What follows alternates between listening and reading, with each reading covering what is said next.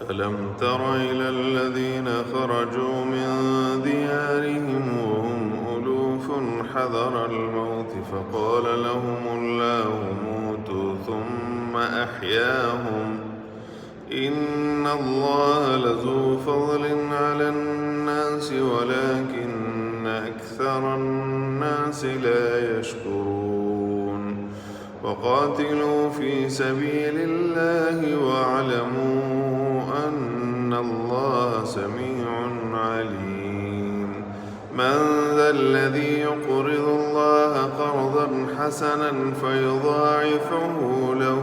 أضعافا كثيرا والله يقبض ويبسط وإليه ترجعون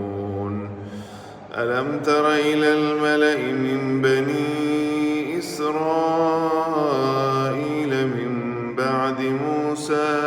إذ قالوا لنبي لهم ابعث لنا ملكا نقاتل في سبيل الله قال هل عصيتم إن كتب عليكم القتال ألا تقاتلوا قالوا وما لنا ألا نقاتل في سبيل الله وقد أخرجنا من ديارنا وأبنائنا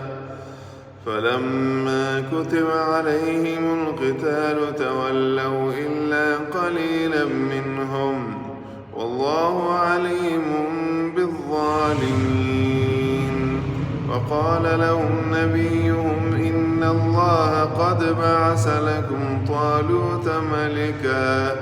قالوا أنى يكون له الملك علينا ونحن أحق بالملك منه ولم يؤت سعة من المال قال إن الله اصطفاه عليكم وزاده بسطة في العلم والجسم والله يؤتي ملكه من يشاء والله واسع عليم وقال لهم نبيهم إن آية ملكه أن يأتيكم التابوت فيه سكينة من ربكم وبقية مما ترك آل موسى وآل هارون تحمله الملائكة إن في ذلك لآية